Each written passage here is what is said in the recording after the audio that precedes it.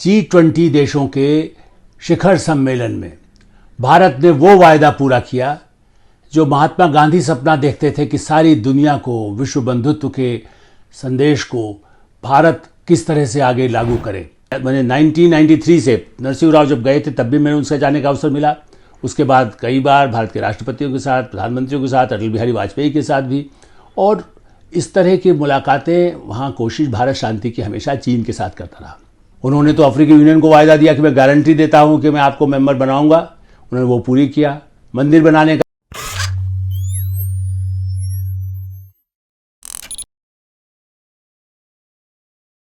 नमस्कार, मैं हूं आलोक मेहता। एडिटर्स आई में आपका स्वागत है। दुनिया में गांधी के सपनों को साकार किया और भारत ने जो वायदे किए वो पूरे किए। भारत ने दोस्ती निभाई। G20 देशों के शिखर सम्मेलन में भारत ने वो वायदा पूरा किया जो महात्मा गांधी सपना देखते थे कि सारी दुनिया को विश्व बंधुत्व के संदेश को भारत किस तरह से आगे लागू करे। और उन्होंने अहिंसा का, आज़ादी का आंदोलन दक्षिण अफ्रीका से शुरू किया। भारत ने नेतृत्व संभालने के बाद प्रधानमंत्री नरेंद्र मोदी ने वायदा किया था कि अफ्रीकी यूनियन माने 50 अफ्रीकी देश, छोटे देश, दक्षिण अफ्रीका तो पहले से रहा, लेकिन दूसरे जो विकासशील देश हैं उन सबको, उस यूनियन को, माने उन सब देशों को G20 जो बड़े संपन्न देशों का, शक्तिशाली देशों का एक संगठन माना जाता था, उसका सदस्य बना लिया। एक बड़ा ऐतिहासिक अवसर है और मुद्दे पर तो चर्चा होती रही है। संयुक्त राष्ट्र में भी चर्चा होती है, दुनिया के अन्य मंचों पर भी चर्चा होती रही। पर्यावरण संरक्षण, स्वास्थ्य, चिकित्सा और इस तरह के ऐसे मुद्दे जिससे कि मानव समाज का भला हो सके। प्रधानमंत्री नरेंद्र मोदी ने जो वायदा किया था उसे पूरा करके, जिसके उद्घाटन भाषण के समय उन्होंने बाकायदा शिखर सम्मेलन में घोषणा की कि सबकी सहमति ले ली गई है और सब ने इस पर सहमति व्यक्त की है। 20 देश ने, बड़े बड़े जो देश, अमेरिका, ब्रिटेन, फ्रांस, चीन, रूस, ऐसे सभी देशों ने, यूरोपियन यूनियन में तो 20 सदस्य देश थे। उसके बाद भी यूरोपियन यूनियन को मान्यता मिली। इस बैठक में यूरोपियन यूनियन के प्रमुख, यूरोपीय समुदाय के, यूरोपीय आयोग के अध्यक्ष, इन सबको तो प्रवेश मिलता ही था। लेकिन अब यह हुआ कि अफ्रीकी यूनियन को भी इसका हिस्सा बना लिया गया। ये एक बड़ी उपलब्धि अफ्रीकी देशों के लिए नहीं है, संपूर्ण विश्व के लिए है।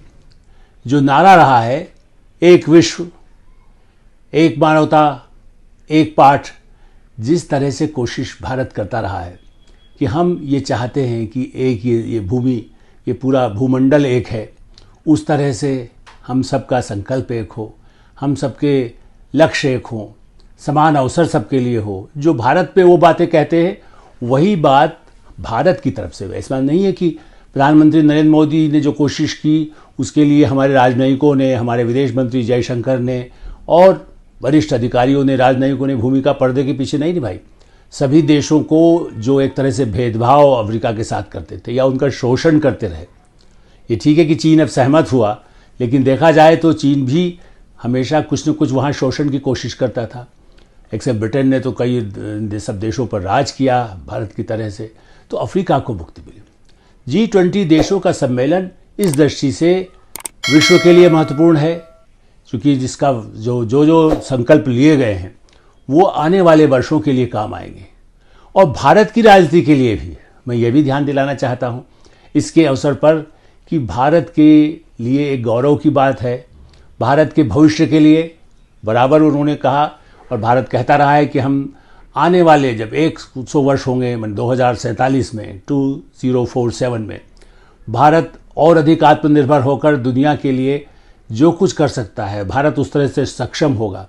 और भारत, उसको सुपर पावर कहें या अग्रणी कहें, आज कहने को वो सुपर पावर नहीं है लेकिन अग्रणी है। क्योंकि यदि जलवायु परिवर्तन का जो संकट है, जो जिस तरह से सौर ऊर्जा की बातें हैं, जैसे ही कोविड काल में जिस तरह के संकट आए, आज से संकट में निपटने के लिए स्वास्थ्य और चिकित्सा में कैसे सब देश मिलकर के काम कर सके, ऐसे एजेंडे को पूरा किया गया है।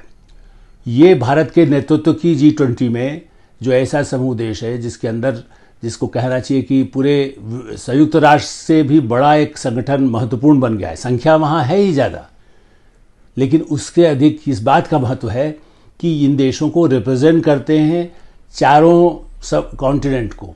हमारे उस दृष्टि से देखें तो लातिन अमेरिका भी है, ब्राज़ील अगला G20 का, अब तरह से G20 अब तो कहना ही चाहिए कि जब अफ्रीकी यूनियन आ गया तो ये G21 हो गया, और वहाँ देखा जाएगा तो G21 की बैठक होगी।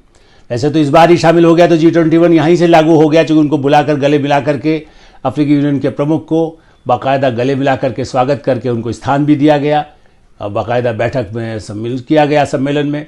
और ऐसी दृष्टि से मैं ये मानता हूँ कि ब्राज़ील है, कृषि के क्षेत्र में कैसे सहयोग हो सकता है, सिंचाई के क्षेत्र में इन देशों के साथ, यदि मिस्र को बुलाया गया था लेकिन वो तो अतिथि के रूप में आए, लेकिन इन देशों को भी, जिन लोगों को एक अतिथि देशों के रूप में बुलाया गया, उनको भी नाइजीरिया अफ्रीका का हिस्सा है, अब तो देखा जाए तो अफ्रीकी यूनियन के तहत वो भी शामिल हो जाएगा।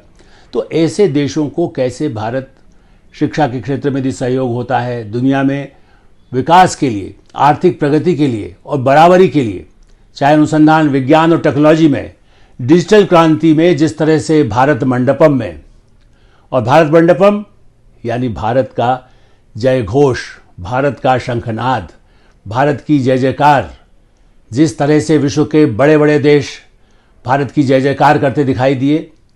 कोणार्क के जो चिन्ह है हमारा, उसको एक प्रतीक कह सकते हैं आप, चक्र, जिसको आप सूर्य की दृष्टि से चक्र कहें, आप उससे सारे ग्रहों के चक्र कहें, लेकिन उस प्रतीक के सामने सबका स्वागत जब प्रधानमंत्री नरेंद्र मोदी ने किया तो भारत का हर भारतवासी गौरव से अपनों को महसूस करता है।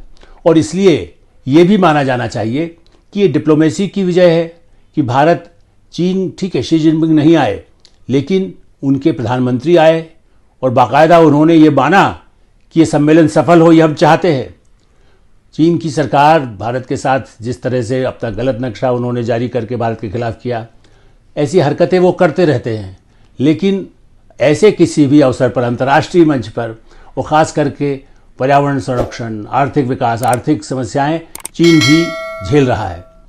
मैंने 1993 से, नरसिंह राव जब गए थे तब भी मैंने उनसे जाने का अवसर मिला, उसके बाद कई बार भारत के राष्ट्रपतियों के साथ, प्रधानमंत्रियों के साथ, अटल बिहारी वाजपेयी के साथ भी, और इस तरह की मुलाकातें, वहाँ कोशिश भारत शांति की हमेशा चीन के साथ करता रहा।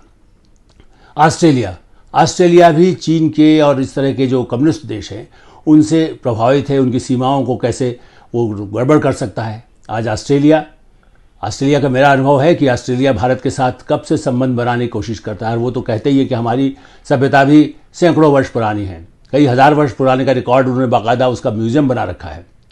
ऐसे देश, फ्रांस मैंने किसी भी संकट के समय में उसने हमारा साथ दिया है। रूस के राष्ट्रपति पुतिन नहीं आए, लेकिन जो एजेंडा भारत ने तय किया उसके लिए रूस बराबर सहमत है। रूस के विदेश मंत्री ने बाकायदा उसी तरह से उपस्थिति रख करके उसका समर्थन किया है। ये एक बड़ी सफलता है। पश्चिम, पूर्व, उत्तर, सऊदी अरब, ऐसा देश जो वो भी हमारे साथ है खड़े। जबकि अपेक्षा क्या होती है कि वो इस्लामिक देश कहने के नाते पाकिस्तान उनसे भीख मांग कर, कभी हथियार लेकर, कभी पैसा लेकर के, कभी वो अमेरिका और चीन दोनों से सहायता लेता रहा। अब वो सऊदी अरब पर बहुत निर्भर करता है, लेकिन सऊदी अरब कोशिश यहाँ तक की कि सऊदी अरब यहाँ के जब प्रमुख है वो आए, राष्ट्राध्यक्ष, वो पाकिस्तान भी जाएं, लेकिन नहीं, वो सम्मेलन में आए हैं और उसके साथ उन्होंने भारत के संकल्प का, मानव जाति के लिए, मानव कल्याण के लिए, समाज के लिए, पूरे संपूर्ण भविष्य के लिए जिस तरह से संकल्प में साझेदारी की है, ये इस बात का संकेत है कि इंडोनेशिया, जहाँ से भारत को ये एक तरह से ये हाथ में टार्च मिली थी कि आप संभालिए, आप नेतृत्व तो आप करिए अब G20 का, उस इंडोनेशिया का समर्थन है भारत को इस मुद्दे पर। वो हमेशा, अभी भी समिट जब हुई तब भी, आसियान देशों के समिट में भी इंडोनेशिया हमारा साथ देता है।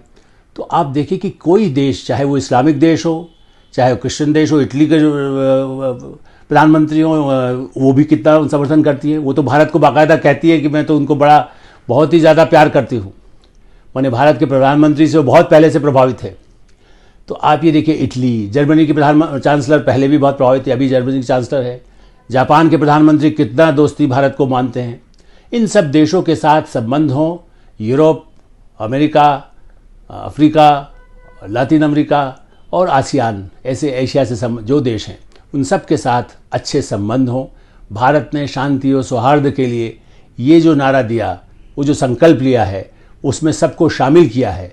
ये मुझे लगता है कि आने वाले वर्षों में, अब कहने को राजनीति में कहा जाता है देखिए इतनी धूमधाम इतना भव्य किया गया, लेकिन कोई घोटाला नहीं हुआ। 2000-3000 करोड़ के सब कुछ निर्माण कार्य हुए, एक भी कोई आरोप नहीं लगा सका कि कोई इस तरह की गड़बड़ हो। जिस तरह से प्रगति मैदान का रूप बदल करके भारत मंडपम बना, और अब ये कह सकते हैं कि भाई अगले वर्ष चुनाव है तो अगले उसका लाभ मिलेगा। हाँ, क्यों नहीं मिलेगा? यदि आप दुनिया के लिए काम करते हैं और भारत की बड़े पैमाने पर पूंजी निवेश का बायलैटरल जो बातचीत हुई द्विपक्षीय, चाहे वो अमेरिका के राष्ट्रपति बाइडेन से हुई हो, चाहे ब्रिटेन के प्रधानमंत्री सुनक से हुई हो, या फ्रांस के राष्ट्रपति मैक्रॉन से हुई हो, इन सब के साथ जिस तरह की द्विपक्षीय बातचीत हुई है उसके भी दूरगामी परिणाम भारत को मिलेंगे। और निश्चित रूप से भारत के आगामी चुनाव में भी भारतीय जनता पार्टी ऐसे बड़े नेतृत्व का नाम का उपयोग, जो दुनिया में विश्व गुरु विश्व विजेता की तरह से जिनको माना जाता है कम से कम डिप्लोमेसी में, उन्हें यदि उनको सामने नाम रखकर, उनके काम को सामने रखकर, विकास के काम को सामने रखकर उसका चुनाव में उपयोग करेगा, ये स्वाभाविक है। उन्होंने तो अफ्रीकी यूनियन को वायदा दिया कि मैं गारंटी देता हूं कि मैं आपको मेंबर बनाऊंगा, उन्होंने वो पूरी किया। मंदिर बनाने का काम पूरा हो रहा है। तो जिस तरह से जो जो वायदे किए गए जनता के लिए, सबके लिए, 370 खत्म करके कश्मीर को वही सारे अधिकार मिल गए जो भारत के अन्य नागरिकों को मिलते थे। ये जो क्रांतिकारी परिवर्तन है, इसके भी दूरगामी परिणाम, पाकिस्तान के आतंकवाद का जिक्र किया, पाकिस्तान का नाम नहीं लिया, लेकिन इस सम्मेलन में प्रधानमंत्री नरेंद्र मोदी ने ये कहा कि आतंकवाद से निपटना, युद्धों को रोकना, युद्ध की स्थितियों को कैसे विश्वास, सबका साथ, ये नारा वो भारत के गांव-गांव में देते हैं। यही उन्होंने विश्व के मंच पर दिया है। इसलिए भारत सबका साथ चाहेगा, सबका साथ लेकर आगे बढ़ेगा। हम भी ये कामना करते हैं कि जो संकल्प लिए गए हैं, G20 जो अब हो चुका है, G21 आगे पूरी विश्व को आगे बढ़ाने में, विश्व बंधुत्व के भारत के नारे को आगे बढ़ाने में सही भूमिका निभा सकेगा। बहुत बहुत धन्यवाद। आप इस कार्यक्रम को देखते रहिए, एडिटर्स आई को सब्सक्राइब करिए, अपने अन्य मित्रों को उसको फॉरवर्ड करिए। अधिकाधिक ऐसे सकारात्मक बातें, कुछ कड़वी बातें भी हो सकती हैं, यदि कोई गलती किसी की होती है, समाज में कहीं भी कुछ गड़बड़ है तो उसकी भी चर्चा हम करते रहें। तो आप देखते रहें एडिटर्स आई। धन्यवाद, नमस्कार।